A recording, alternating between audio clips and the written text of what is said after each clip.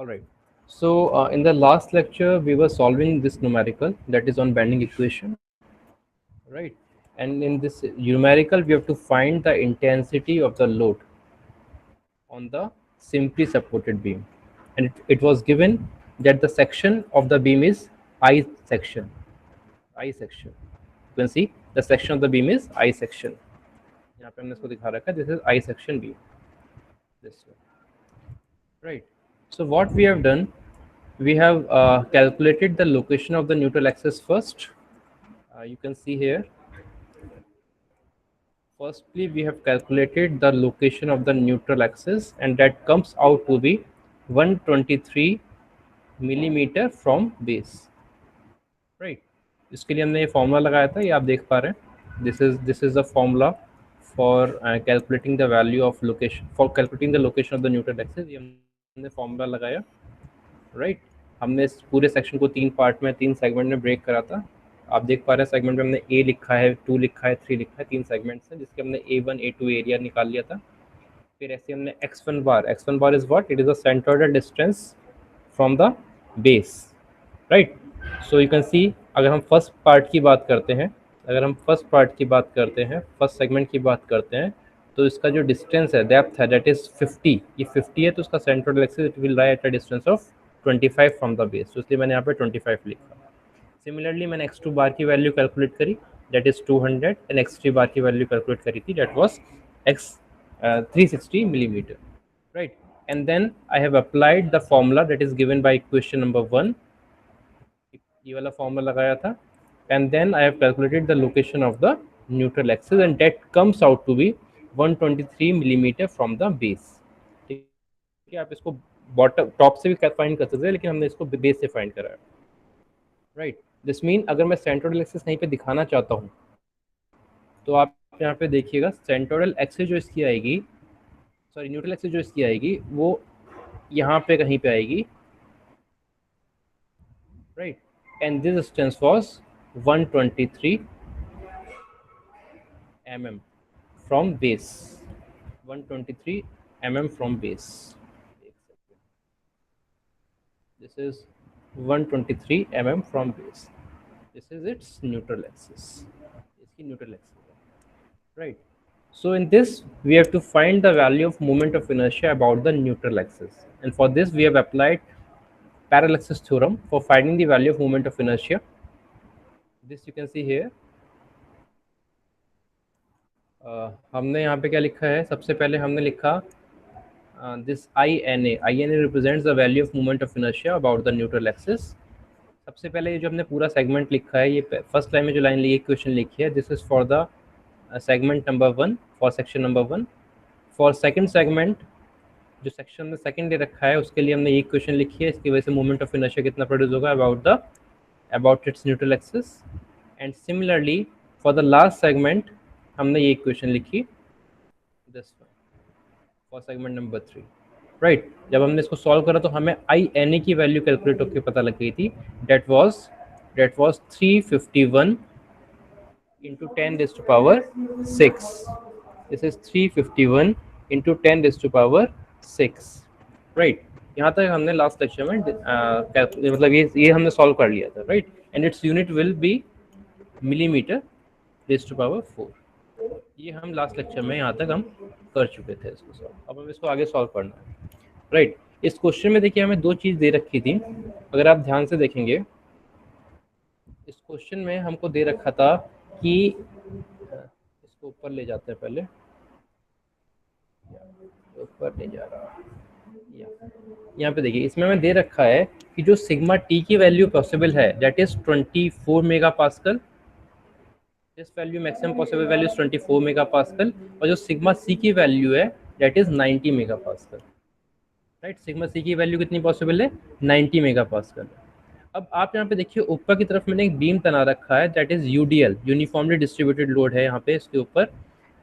अब आप मुझे सोच के बताइए, अगर इस बीम के ऊपर से लोड लग रहा है, तो नीचे की तरफ जो स्ट्रेस जनरेट होगा, that will B of tensile nature और ऑफ कंप्रेसिव नेचर. नीचे की तरफ यहाँ पे अगर यहाँ पे स्ट्रेस जनरेट होता है, तो कैसा stress? It will be tensile nature. आप ऊपर से इसको ऐसे समझिए कि आप ऊपर से डॉट लगा रहे हैं, आपने बॉटम मोस्ट फाइबर पे 2 पॉइंट्स लगा दिए, तो जो पॉइंट्स होंगे दूर दूर जाएंगे, इसका मतलब स्ट्रेस जो होगा वो आपका टेंसाइल नेचर का होगा। ठीक है बेटा, जो कंप्रेसिव बोल रहे थे, क्लियर हुआ? Yes sir, right. Yes sir. और ऊपर वाली फाइबर्स पे जो आपका लोड होगा that will B of compressive nature, right. तो कहने का मतलब ये है, हमने ये पढ़ा था जो न्यूट्रल एक्सिस होती है, न्यूट्रल एक्सिस के about the value of shear normal sorry the value of bending stress is zero, और उसके नीचे जो स्ट्रेस जनरेट होता है that will B of tensile nature, that will B of tensile nature. ऊपर की तरफ जो जनरेट होगा वो कैसा होगा? कंप्रेसिव नेचर जनरेट होगा। यानी कि कहने का मतलब ये है, आपने यहाँ पे अभी न्यूट्रल एक्सिस दिखाई थी, दिस वन, देखिए मैंने अभी हाईलाइट करा है जिसको, ये आपके पास में न्यूट्रल एक्सिस है। इस न्यूट्रल एक्सिस के नीचे की तरफ जो आपका स्ट्रेस जनरेट होगा that will B of tensile nature, that will B of tensile nature. और ऊपर की तरफ जो स्ट्रेस जनरेट होगा that will B of compressive nature, that will B of compressive nature, right. और हमें यहाँ पे परमिसिबल वैल्यू दे रखी है, यानी कि कहने का मतलब ये है, परमिसिबल वैल्यू का मतलब ये है कि जो आपका सिग्मा टी है, जो आपका टेंसाइल स्ट्रेस है, इसकी वैल्यू 24 मेगा पास्कल से ज़्यादा नहीं होनी चाहिए, और कंप्रेसिव स्ट्रेस की वैल्यू सिग्मा सी की वैल्यू 90 मेगा पास्कल से ज़्यादा नहीं होनी चाहिए। ठीक है। और हमें एक रिलेशन भी पता है that M upon I equals to sigma upon Y equals to E upon R, जो हम बेंडिंग इक्वेशन बोलते हैं, उसके अकॉर्डिंग हमें ये भी पता लगता है जो स्ट्रेसेस मैक्सिमम हमें मिलते हैं वो हमें एक्सट्रीम फाइबर्स पे मिलते हैं। एक्सट्रीम फाइबर्स पे मतलब ये है कि जो आपका टेंसाइल स्ट्रेस होगा, टेंसाइल स्ट्रेस आपका मैक्सिमम इस वाले एंड पे होगा जहाँ पे मैं क्रॉस लगा रहा हूँ, यहाँ पे आपका मैक्सिमम टेंसाइल स्ट्रेस जनरेट होगा। और जो आपका कंप्रेसिव स्ट्रेस जनरेट होगा वो आपका यहाँ पे, अब देखिए ऊपर की तरफ जो मैंने क्रॉस लगाए हैं, यहाँ पे आपका मैक्सिमम कंप्रेसिव स्ट्रेस जनरेट होगा, एक्सट्रीम फाइबर्स पे जनरेट होगा, because it's depends upon the value of Y. ठीक है, जितना ज़्यादा वैल्यू वाई का होगा उतना ज़्यादा आपका स्ट्रेस वहाँ पे प्रोड्यूस होगा। ठीक है, ये हमने पहले स्टडी करा था, राइट। नाउ हमें यहाँ पे परमिसिबल वैल्यू पता लग गई है सिग्मा टी की और सिग्मा सी की। आप यहाँ पे देखिए जो हमने 123 लिखा है ये value, this 123, this 123 is what? It is y, right, y from the base. ठीक है, अब नीचे की तरफ अगर टेंसाइल स्ट्रेस जनरेट हो रहा है तो मैंने यहाँ पे लिख दिया y t, इसको मैंने एब्रीविएशन दे दिया y t। और न्यूट्रल एक्सिस से ऊपर वाला जो डिस्टेंस होगा, ये जो डिस्टेंस हम मेजर करेंगे, this distance will be equals to, let us say it is equals to yc। अब yc की वैल्यू कितनी निकल गई, कैलकुलेट करके बताइए, what will be the value of yc? सोचिए बताइए, डायग्राम में देखिए,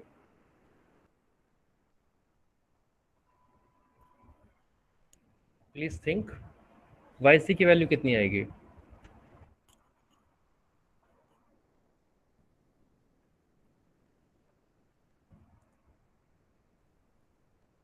देखिए टोटल हाइट कितनी है इस चैनल सेक्शन की, अगर आप ध्यान से देंगे तो आपको समझ में आएगा। टोटल हाइट कितनी है? 300 प्लस 50 प्लस 20 उसका हाफ कर देंगे। नहीं अभी नहीं, आप टोटल हाइट बताओ मुझे सबसे पहले, बेस से लेके टॉप मोस्ट फाइबर तक की हाइट कितनी है? इट इज 360 प्लस 10 और नॉट? सोचिए, 360 प्लस 10 बोल रहा हूँ मैं, 10 क्यों बोल रहा हूँ क्योंकि आप देख रहे हैं, है ना, यस सर, 360 प्लस 10 हो गया, तो 370 टोटल इसकी हाइट है। ठीक है, अगर आप 370 में से 123 माइनस कर दें तो आपको yc की वैल्यू मिल जाएगी। एग्री करते हैं बेटा? 370 में से क्या कर रहे हैं आप? 123 माइनस कर रहे हैं, दिस मीन दिस yc, ये जो yc है, this will be equals to two, कितना आएगा, इट विल बी 247। 247 मैंने कैसे कैलकुलेट करा? मैंने yc को ऐसे कैलकुलेट करा, मैंने लिखा yc will be equals to 370 माइनस 123, तो मुझे यहाँ से पता लग गया this value is equals to 247, right. यानी कि yc आपका वो y का डिस्टेंस है जहाँ पे आपका कंप्रेसिव स्ट्रेस मैक्सिमम होगा। ठीक है, हमें yc और हमने yt की वैल्यू यहाँ से कैलकुलेट कर ली, आप ध्यान रखिएगा नीचे। अब हम नीचे की तरफ चलते हैं, दोबारा से अपनी बेंडिंग इक्वेशन पे आते हैं। हमें आई एन ए की वैल्यू पता है और हम यहाँ पे वैल्यू भी लिख लेते हैं अपनी, जो हमने अभी वैल्यू कैलकुलेट करी है, that Y C is equals to 247, right? And yt was equals to, it was equals to 123 mm। दोनों यूनिट्स जो है इसकी वो mm में ही है। सही कर देते हैं, this is in mm, right. हमें yt और yc की वैल्यू भी पता लग गई।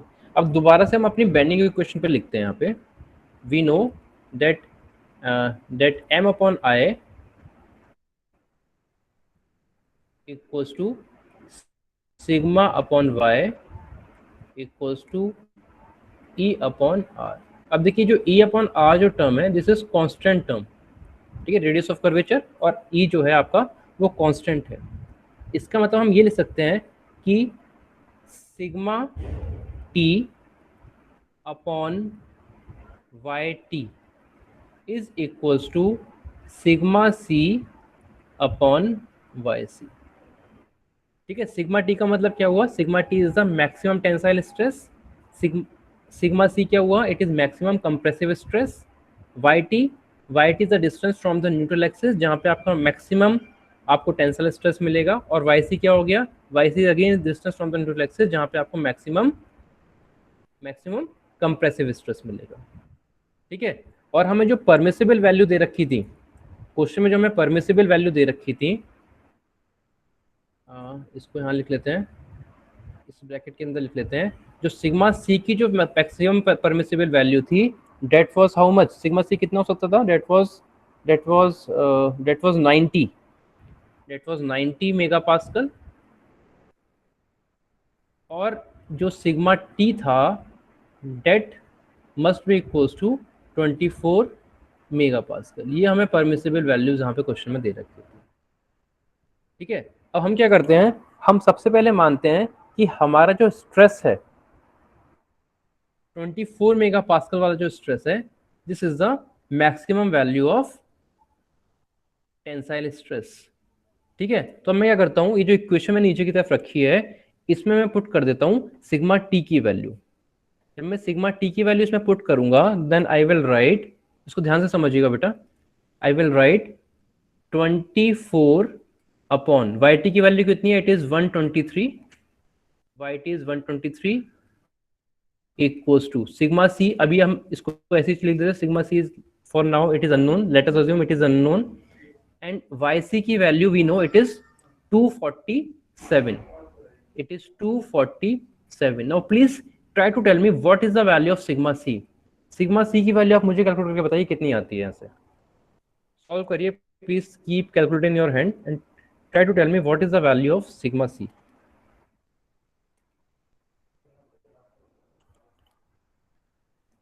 बोलिए बेटा, देखिए मैं भी कैलकुलेटर से सॉल्व कर रहा हूँ, तो आप लोग भी सॉल्व करिए, वो अच्छा होगा हम लोगों के लिए। 48.195। Very good, it is 48.195। ठीक है, तो यहाँ से सिग्मा सी की value I 48.195 and the unit is mega pascal. ठीक है, अब थोड़ा सा ध्यान दीजिएगा, आपको क्वेश्चन में क्या कह रखा था, आपको क्वेश्चन में कह रखा था कि maximum permissible value compressive stress से कितनी हो सकती है, 90 करिए, 90 हो सकती है, और जो आपने वैल्यू इवैल्यूएट करी दैट इज 48.195, यानी कि ये परमिसिबल वैल्यू से कम आई है। ठीक है, इसका मतलब ये वैल्यू बिल्कुल सही है। अगर ये ज़्यादा आती, अगर मान लीजिए स्ट्रेस की वैल्यू 90 से ज़्यादा जाती, तो वो वैल्यू मानी नहीं जाती, क्योंकि उसमें आपका मटेरियल फेल हो जाता है। उसने क्या रखा है, मैक्सिमम वैल्यू 90 मेगा पास्कल है, इससे कम ही वैल्यू आनी चाहिए। ठीक है बेटा, तो मैक्सिमम वैल्यू आपको दे रखी है यहाँ पे, उससे कम ही वैल्यू आनी चाहिए। इसका मतलब यहाँ पे सिग्मा सी की वैल्यू जो आपने कैलकुलेट करी वो आपकी 48.195 mega pascal is the correct value. यानी कि आपके पास में जो न्यू वैल्यूज मिली है आपको यहाँ पे, वो मिलेगी that the value of sigma T is 24 mega pascal, right? And the value of sigma c, now new value is, this is new value, it is 48.195 0.195 mega pascal. ठीक है, अब क्या करते हैं, दोबारा से ये एक्टिविटी दोबारा से एक बार करके देखते हैं। देखिए हम दोबारा से क्या करते हैं, हम दोबारा से सेम इक्वेशन लिखते हैं, sigma T upon Y T equals to sigma C upon Y C. हमने दोबारा से सेम इक्वेशन लिख दी। अब पहले वाले केस में हमने क्या करा था, पहले वाले केस में हमने माना था let sigma T was equals to 24 mega pascal, ये हमने पुट करा था। इस वाले में हम क्या करते हैं, हम मानते हैं let sigma C is equals to 90 mega pascal, right. यानी कि अब हम यहाँ पे करेंगे, हम सिग्मा सी की वैल्यू पुट करेंगे and then we will try to find the value of sigma T. This mean I will write that sigma t upon the value of yt is how much? It is, we know it is 123 equals to sigma c is again 90, ये हमने अभी assume करा, and the value of sigma yc is, we know it is 247. Now please try to tell me what is the value of sigma t. sigma t की value आप calculate करके बताइए कितनी आ रही है। मैं भी कैलकुलेट करता हूँ, आप लोग भी कैलकुलेट करिए।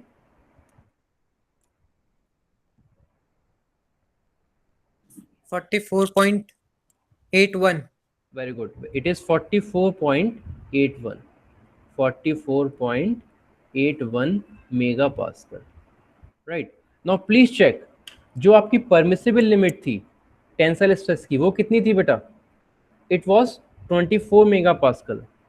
वो 24 मेगापास्कल थी कि नहीं थी? यहाँ पे चेक करिए, ऊपर की तरफ जो लिखा हो 24 मेगापास्कल थी। Yes, sir.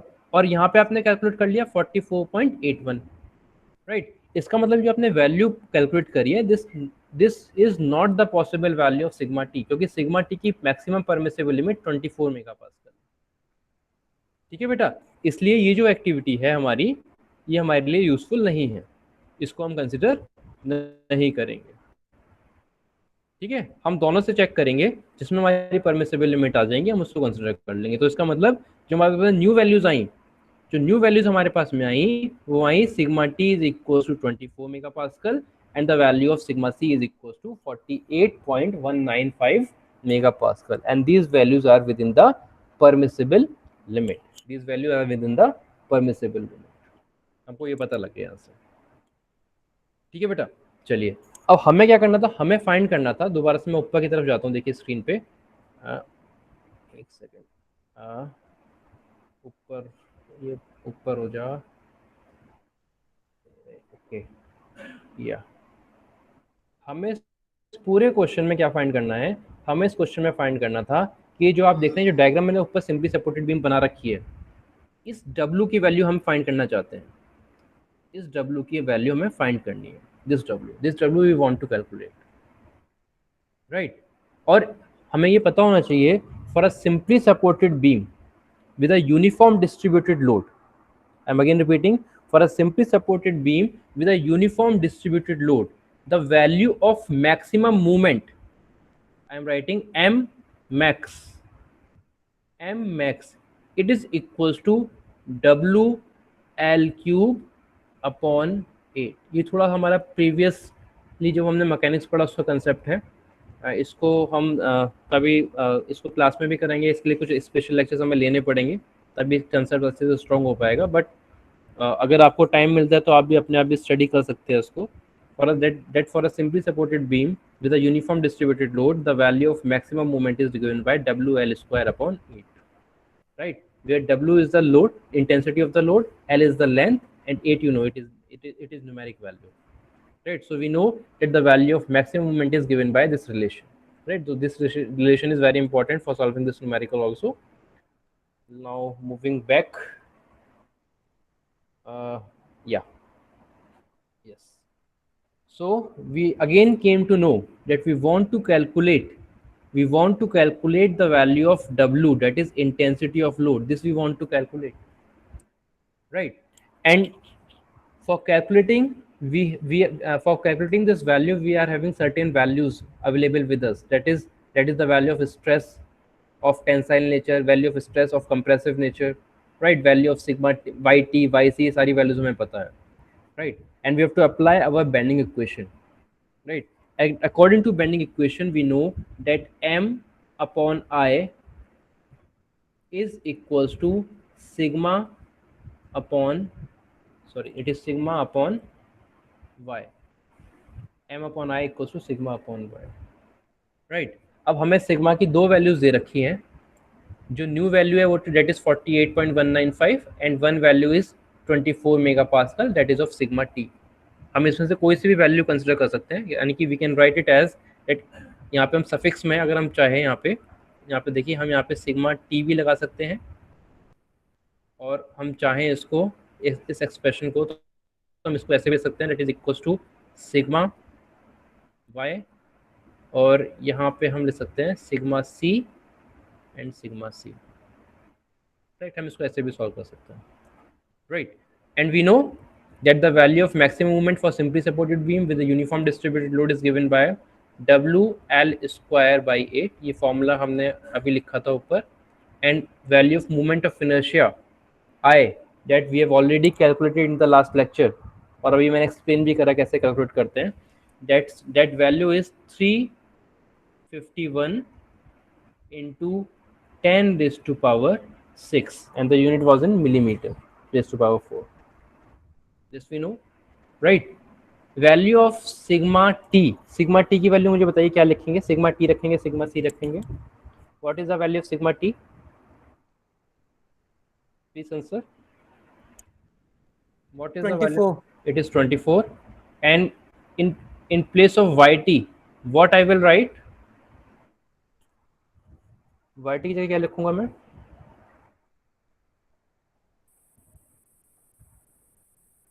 $123. It is 123. Perfect. It is 123. Right. Now please tell me. Here we need to know the value of L also. यहाँ पे जो लेंथ है ये भी हमें पता होना चाहिए. तो मुझे बताइए, इस जब मैंने अभी आपको ऊपर की तरफ डायग्राम दिखाया था, क्वेश्चन दिखाया था, उसमें लेंथ भी इसकी बताई थी. इसकी लेंथ कितनी थी याद है किसी को? The length was 4 metre. ठीक है, वो आपको क्वेश्चन में ऊपर दे रखा है. The length was 4 metre. यहाँ पे लिख देता हूँ, अलग से लिख देता हूँ यहाँ पे, that L is equals to 4 metre, right. अब आगे का काम आपके पास आपका है.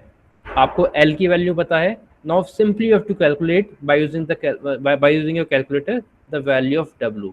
अब आप मुझे W की जल्दी से वैल्यू कैलकुलेट करके बताइए कितनी वैल्यू आ रही है. Please solve it by yourself.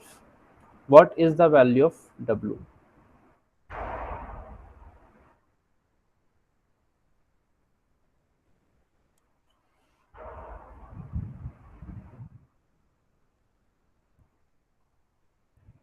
आपको यूनिट कन्वर्जन का बहुत ध्यान रखना है. मैं यूनिट आपके लिए लिख देता हूँ यहाँ पे.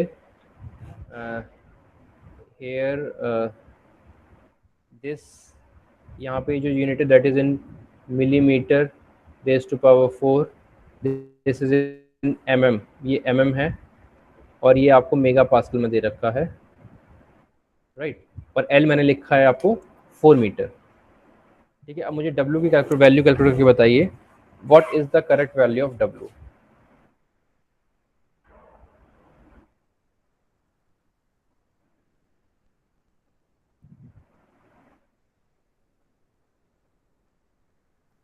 कोई कैलकुलेट कर रहा है? मैं ये आंसर बताऊँ उसका भी.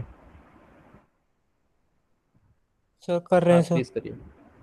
कर रहे हैं तो बहुत अच्छी बात है, करिए.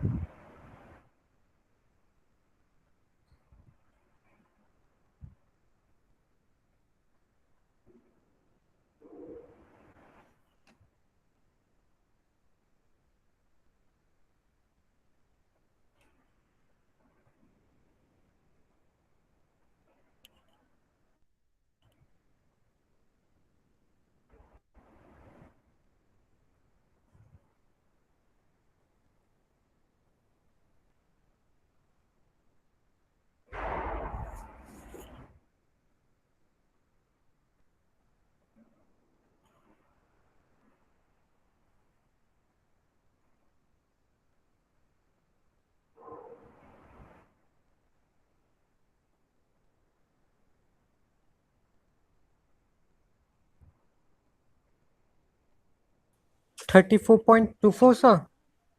34.24 and the unit is mega pascal per mm. Mega pascal per mm, unit एक बार check, mm, okay right. So the correct answer is, मैं इसका आंसर लिख देता हूँ, the correct answer is 30, control set, this is 34.2 newton per metre, right. आपने mega pascal per mm बताया, that is also correct, वो यही वैल्यू आएगी, राइट। वो थोड़ा चेक करना पड़ेगा। Mega pascal, mega pascal means 10⁶, and आपने बताया मिलीमीटर,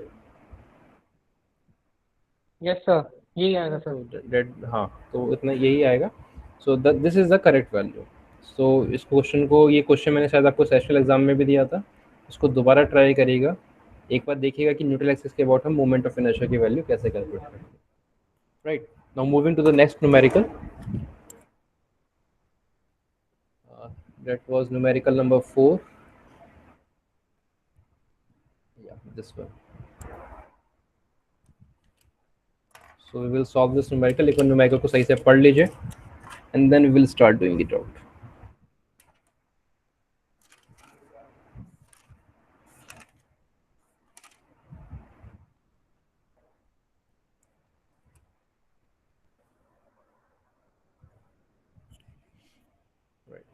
So मैं समझाता हूँ उस न्यूमेरिकल को। देखिए, इस न्यूमेरिकल में भी आप देख पा रहे हैं, डायग्राम जो दिखा रखा है यहाँ पे आपको आई सेक्शन दिखा रखा है, राइट। ये जो है डायग्राम में, यहाँ पे आपको इसका आई सेक्शन दिखा रखा है। ये आपके पास में एक सिंपली सपोर्टेड बीम है, राइट। यहाँ पे मैं दूसरा टिक लगाया, सिंपली सपोर्टेड बीम है जिसका क्रॉस सेक्शन कैसा है, आई शेप का है, राइट। और उसके ऊपर, इस बीम के ऊपर आप देख रहे हैं यहाँ पे डब्ल्यू इंटेंसिटी का एक लोड लग रहा है, right, and this is our concentrated load W, right. And in this question, एक बार क्वेश्चन पढ़ लेते हैं। इसका सबसे पहले आपको डायमेंशन दे रखा है क्वेश्चन में कि आई सेक्शन का डायमेंशन इस तरीके से है कुछ, सिंपली सपोर्टेड बीम है, ऑफ लेंथ, टोटल लेंथ आपको दे रखी है, that is 6.75 millimetre, sorry 6.75 metre span, that is length. The web thickness दे रखा है, that is of dimension, this is 6, flange 10 mm thick. अच्छा, ये चीज़ समझ लेते हैं, ये जो पार्ट है आई सेक्शन में, this is known as web, इसको हम वेब बोलते हैं, और ये जो पार्ट है this is known as flange. यानी कहने का मतलब ये है कि आई सेक्शन में 2 फ्लेंज है और एक वेब है, ठीक है। तो सिंपल डायमेंशन दे रखा है इनका। Determine the concentrated load W, यानी कि you have to find, in this question you have to find the value of this load, इसकी वैल्यू आपको फाइंड करनी है, डब्ल्यू की वैल्यू आपको फाइंड करनी है, राइट। और उसका डिस्टेंस दे दिया, दोबारा ही मैं एक्सप्लेन कर चुका हूँ। If the maximum permissible stress is 120, sorry maximum permissible stress is 80 mega pascal, right, यानी कि जो मैक्सिमम परमिसिबल स्ट्रेस है that is equal to 80 megapascal. अब यहाँ पे इसने कंप्रेसिव और टेंसाइल किसी की बात नहीं करी, राइट। तो ये सिग्मा, ये जो वैल्यू है 80 मेगा पास्कल, या फिर कंप्रेसिव भी हो सकती है और टेंसाइल भी हो सकती है, कोई सी भी वैल्यू हो सकती है, ठीक है बेटा। अब अगर आप आई सेक्शन को देखते हैं, जो आपका फिगर नंबर ए है, इसको अगर आप देखते हैं तो आप देखें इस बीम में थोड़ी सी सिमेट्रिसिटी है, इस चैनल में सिमेट्रिसिटी है, एग्री करते हैं? The beam is symmetrical about the x x axis. इससे पहले जो हम न्यूमेरिकल सॉल्व कर रहे थे उसमें सिमेट्रिसिटी नहीं थी, ठीक है, उसमें ना तो एक्स एक्स के अबाउट सिमेट्रिसिटी थी, वाई वाई के अबाउट सिमेट्रिसिटी थी, बट यहाँ पे क्या है, यहाँ पे एक्स एक्स एक्सिस के अबाउट भी सिमेट्रिसिटी है और वाई वाई एक्सिस के अबाउट भी सिमेट्रिसिटी है। समझ पा रहे हैं बेटा आप इसमें? बताइए, कोई डाउट हो तो इसमें? No sir. ठीक है, तो जब सिमेट्रिसिटी नहीं थी, पहले वाले क्वेश्चन में आपने देखा था, तो सबसे पहले हमने वहां पे location of neutral axis find करी थी, राइट। लेकिन यहाँ पे क्या है, यहाँ पे आपका बीम सिमेट्रिकल है। अगर बीम आपका सिमेट्रिकल है देन इट्स वेरी क्लियर कि उसकी न्यूट्रल एक्सिस होगी वो बिल्कुल इसके मिड स्पेन पे लाई करेगी। ये इसकी न्यूट्रल एक्सिस होगी, जो मैंने येलो से बनाई, जो एक्स एक्सिस है, this is basically it's neutral axis, ये इसकी न्यूट्रल एक्सिस भी हो गई, ठीक है। अब हमें क्या करना है, हमें इस न्यूट्रल एक्सिस के अबाउट सबसे पहले मोमेंट ऑफ इनर्शिया की वैल्यू कैलकुलेट करनी है, राइट। इसको हम किस तरीके से करेंगे, एक शॉर्ट तरीके से करेंगे। देखिए, सॉल्व आप पहले वाला मेथड जो पहले वाले क्वेश्चन में सॉल्व करता है उससे भी कर सकते हैं, अदरवाइज आप इसको शॉर्ट तरीके में आपको बताता हूँ. I will write that the value I N A, that is value of moment of inertia about neutral axis, or I can write it as ixx, that are same, that are same. अब देखिए एक rectangle जो होता है, एक rectangle में अगर मान लीजिए इफ सपोज इसकी विथ b है और डेप्थ d है, तो उसके लिए मैं मोमेंट ऑफ इनर्शिया की वैल्यू लिखता हूँ BD³/12, राइट. अब अगर आप देखें जो हमारा फ्लेंज है, ये जो फ्लेंज है इसका डायमेंशन कितना है, this dimension is 80 and this dimension is 200, right. तो मैं अगर उसको एक रेक्टेंगल मान लेता हूँ, 80 और 200 को एक रेक्टेंगल मान लेता हूँ, मतलब साइड्स मान लेता हूँ एक रेक्टेंगल की, this mean I can write it as 80 into 200 cube divided by 12. इसमें से मैं क्या करूंगा, जितना सेक्शन आपने काट रखा है इस रेक्टेंगल का, ये वाला जो पार्ट है, ये वाला जो शेडेड पार्ट है, ये जो पार्ट है जो आप देख रहे हैं, जो मैंने अभी हैश लाइन से शो करा है, इसका मोमेंट ऑफ इनर्शिया में इसमें से सब्ट्रैक्ट कर दूंगा. यानी कि आई विल राइट माइनस, दूसरे पेन से कर लेता हूँ मैं, माइनस, राइट. अब मुझे बताइए ये डिस्टेंस 6 है, दिस इज 6, दिस मीन जो ये जितना रेक्टेंगल बचा जो शेडेड पार्ट है उसका जो लेंथ होगा that will be 80 minus 6, that will be equal to 74. तो यहाँ पे मैंने लिख दिया 74.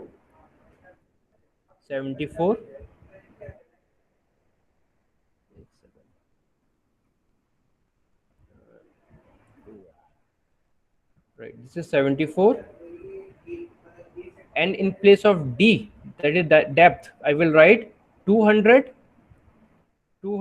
minus 10 minus 10, that is कितना आएगा बेटा, 180. this mean I will write 180 cube over here, and in this way I will calculate the value of moment of inertia, right. यहाँ से मुझे मोमेंट ऑफ इनर्शिया की वैल्यू पता लग जाएगी अबाउट द न्यूट्रल एक्सिस. ठीक है, यहाँ पे पॉसिबल इसलिए था क्योंकि यहाँ पे सिमेट्रिसिटी थी, एक्स एक्सिस के बाद अबाउट भी, वाई एक्सिस के अबाउट भी. वहाँ पे पहले वाले केस में सिमेट्रिसिटी नहीं थी, वहाँ पे जो न्यूट्रल एक्सिस थी वो कहीं और लाई कर रही थी, सेंट्रल एक्सिस पे लाई नहीं कर रही थी, तो यहाँ पे पॉसिबल हो पाया. ठीक है बेटा, तो जब इसको सॉल्व करेंगे तो इसकी वैल्यू डायरेक्टली मैं ही लिख देता हूँ.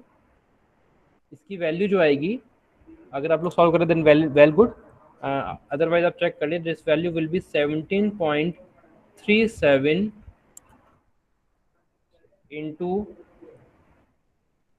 10 raised to power 6 millimetre raised to power 4. ये वैल्यू निकल के आती है इसकी, 10 raised to power 6 millimetre raised to power 4, right. तो आपने आई की वैल्यू कैलकुलेट कर ली. ठीक है, अब हमें पता है according to bending equation, we know according to bending equation,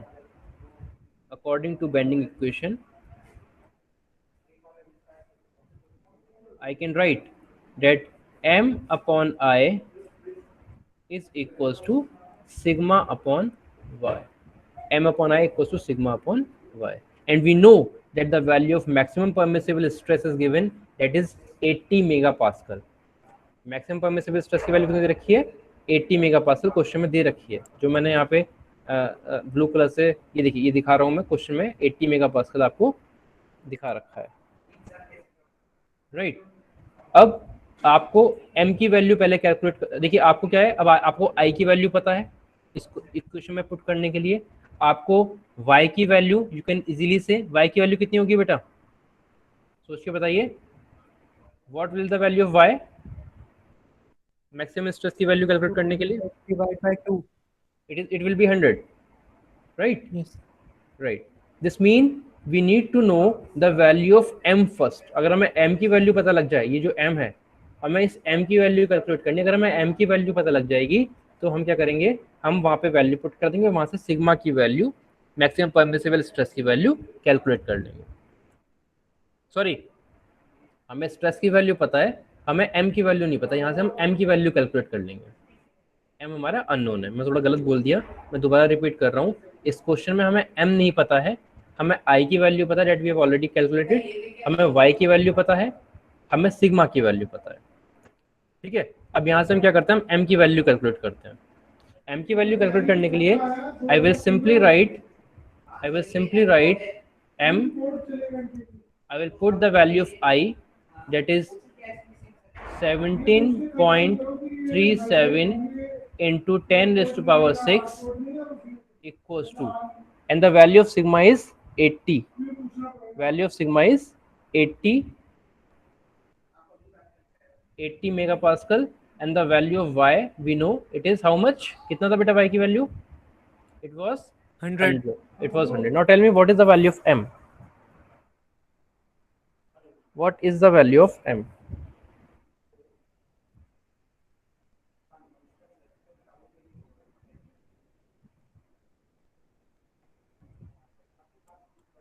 calculate करिए बेटा, what is the value of m? चलिए इसको अभी कैलकुलेट करिएगा, मैं इसको आगे एक्सप्लेन कर देता हूँ आपको। इस इक्वेशन को मैं ऐसे ही सर्कल में कर देता, एक रेक्टेंगल में कर देता हूँ, and let us say this is our equation number, इसको मैंने इक्वेशन नंबर 1 कह दिया।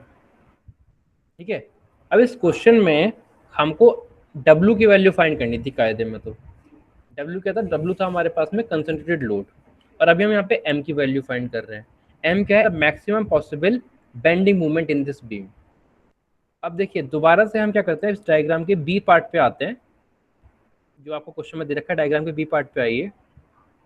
ठीक है, यहाँ पे क्या कर रखा है, यहाँ पे मैंने रिएक्शन फोर्सेस पहले से ही कैलकुलेट करके लिख रखे हैं। दिस इज W/3, ये इसका रिएक्शन फोर्स है, और ये 2W/3 ये भी इसका रिएक्शन फोर्स है। These are the reaction forces. Reaction forces निकालने आते हैं। Yes sir. या तो यहाँ पे मैंने डायरेक्ट रिएक्शन फोर्सेस यहाँ पे लिख रखे हैं। ठीक है, अदरवाइज क्वेश्चन में अगर ये होता, क्वेश्चन अगर गिवन होता तो यहाँ पे आर आप अपना लिखते, आर ए लिखते, फिर यहाँ पे आप आर बी लिखते, फिर आप लगाते that R A plus R B is equals to W, then you will write that movement about A, this term must be equals to 0, then you will write W into 4.5 minus RB into that will be 6.75। तो यहाँ से फिर आप R A और R B की value ऐसे calculate करते हो। ठीक है, आर ए की वैल्यू और आर बी की वैल्यू आप यहाँ से फाइंड करते हो। ठीक है, ये वैल्यू मैंने डायरेक्टली यहाँ पे फाइंड करके लिख रखी है, that is W/3 and 2W/3। ठीक है, अब देखिए let me mark 3 points over here. मैंने यहाँ पे 3 पॉइंट्स मैं यहाँ पे मार्क कर देता हूँ।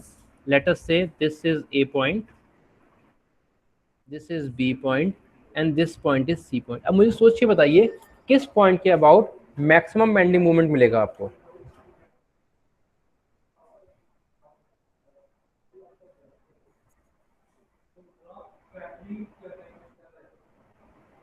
बताइए। Centre. Very simple. Not at center. You will get the value of maximum bending stress, bending moment at point C. C point पे मिलेगा, right? This you need to practice. अगर आपको bending moment diagram पहले से थोड़ा आता तो आप इसको अच्छे से बता पाते एक्सप्लेनेशन के साथ में। ठीक है, तो अभी आप यहाँ पे ध्यान रखिए, इस क्वेश्चन में C पॉइंट पे जहाँ पे कंसंट्रेटेड लोड लग रहा है वहाँ पे आपको maximum bending stress, bending moment मिलेगा। This mean you will get the value of moment maximum at point C, right? And now you want to calculate the value of maximum moment at point C. This means you will write for this beam that the value of M maximum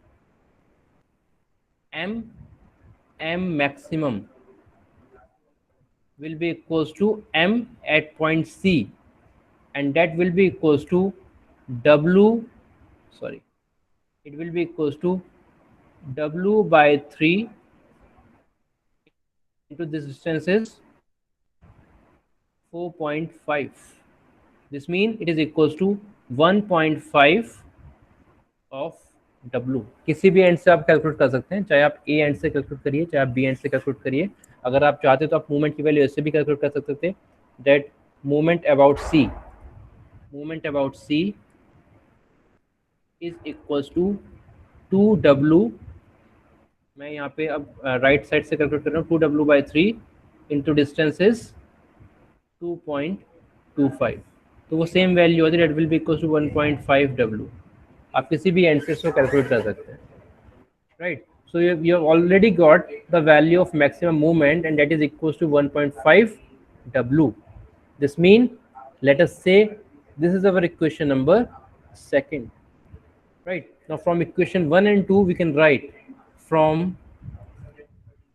equation 1 and 2 we will write that 1.5 w upon 17.37 into 10 raised to power 6 equals to 80 upon 100. Right, now it's your turn. You have to tell me what is the possible value of w. W की value अब आप लोग बताएंगे calculate करके कितनी value आएगी w की। ठीक है, यूनिट्स का ध्यान रखना है। बताइए यूनिट क्या वैल्यू आ रही है w की।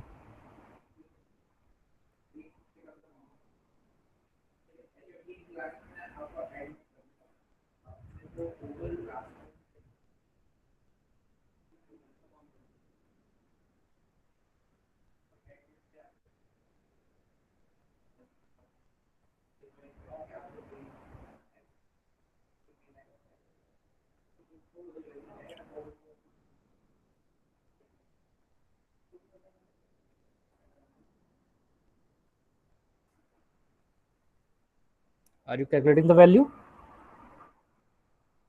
Yes, sir. Yeah, please.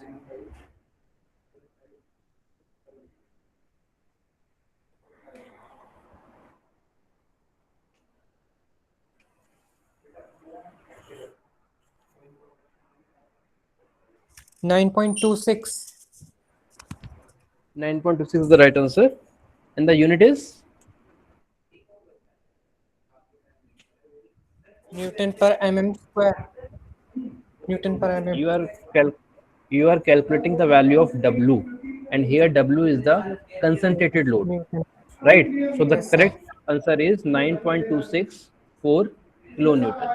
This is the correct answer, right? So unit will be kilonewton, not in the terms of newton per meter or per millimeter, right? Yes, So the sir. correct answer is Yes, this, yes. right? So I hope this numerical is well clear to you. ठीक है, इसी पे based आप numerical और solve करेगा जितने ज़्यादा आप सॉल्व कर सकते हैं। ठीक है, अब हम अपना नया टॉपिक स्टार्ट करते हैं, that is shear stresses in beam. Before that एक छोटा सा क्विज ले लेते हैं।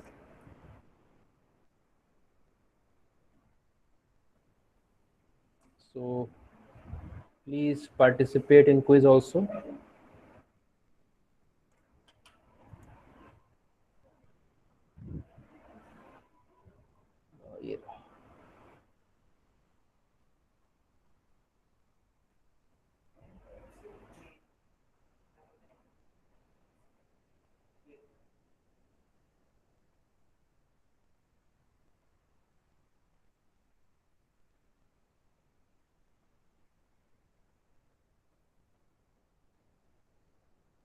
It's taking some time, please wait.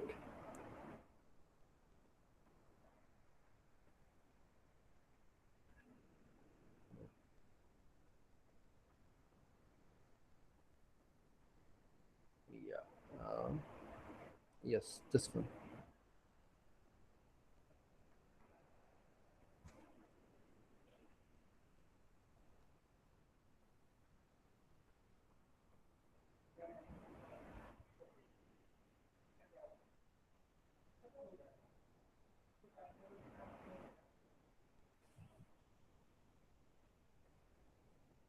Yes, 3 questions are there, please join quickly.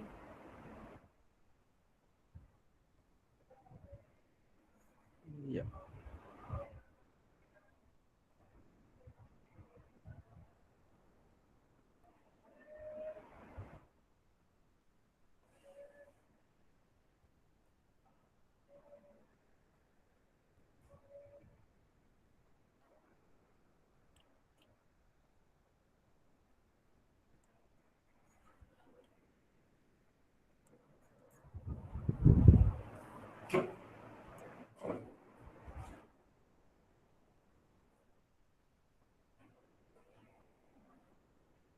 So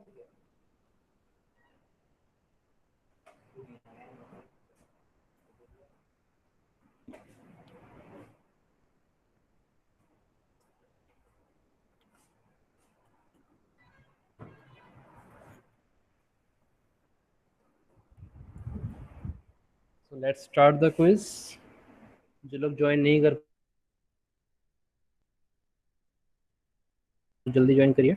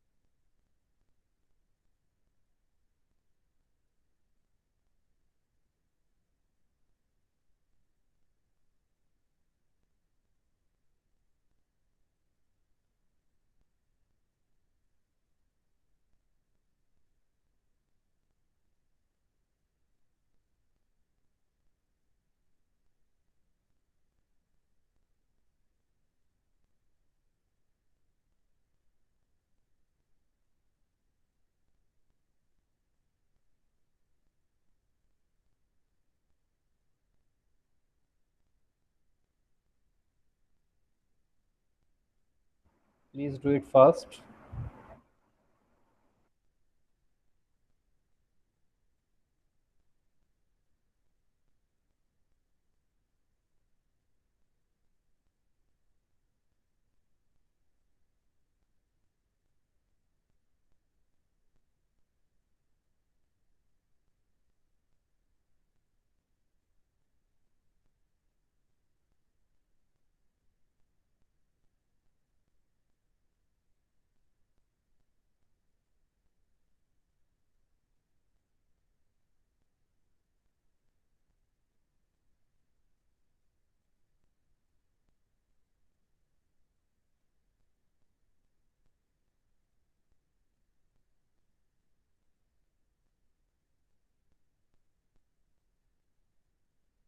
So let's end this quiz.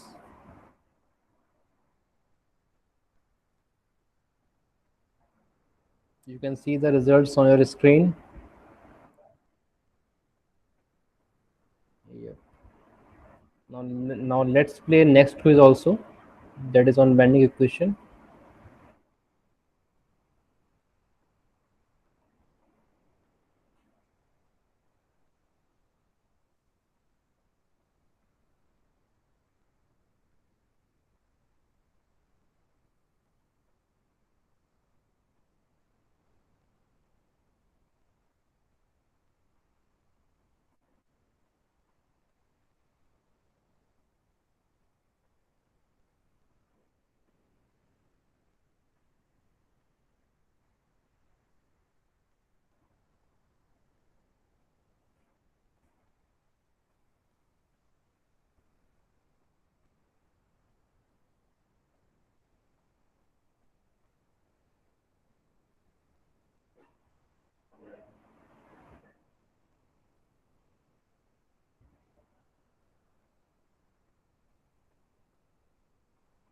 Please join.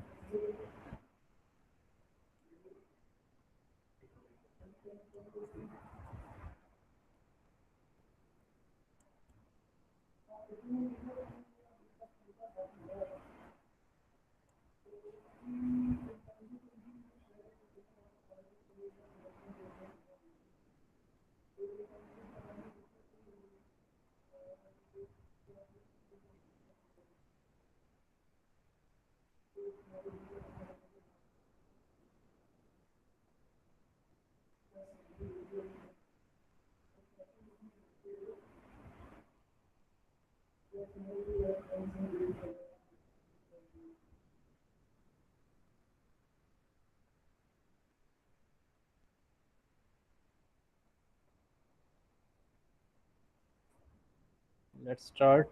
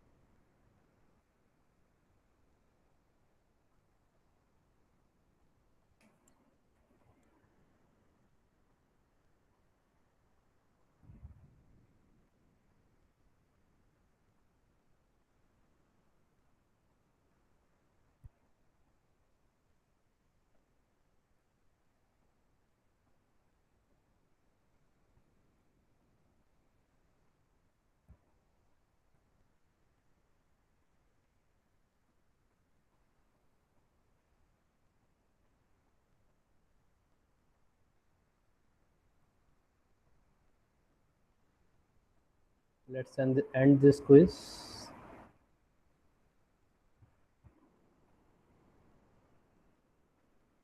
Yeah. So you can see the results again on your screen.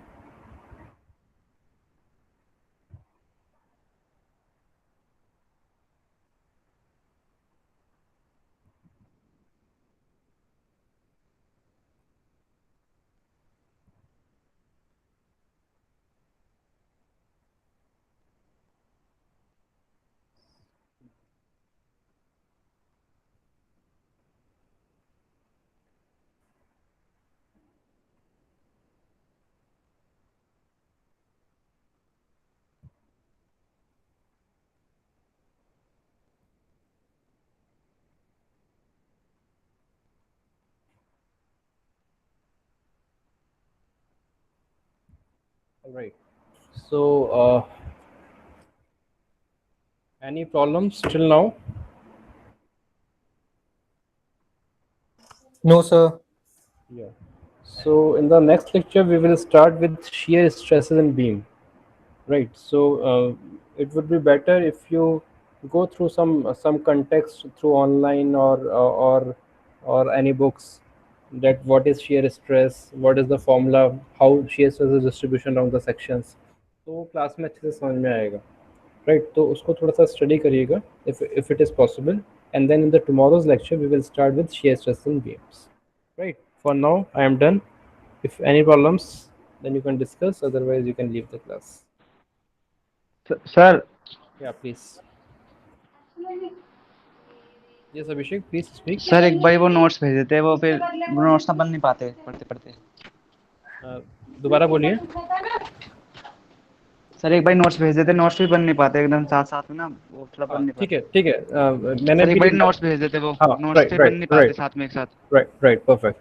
साथ साथ के साथ नहीं बन पाते, लेकिन साथ साथ आप लेके जरूर बैठिए कॉपी पेंसिल. अब एक काम करेंगे, जिस भी दिन लेक्चर हमारा हुआ करेगा उसका पहले से या उस लेक्चर के बाद में हम आपको रिटन नोट्स भी डाल दिया करेंगे टॉपिक वाइज. ठीक है Abhishek? Yes sir That will be fine thank you ना? Sir okay yes sir okay yes sir okay बच्चे. Thank you. Thank you, sir. Thank you.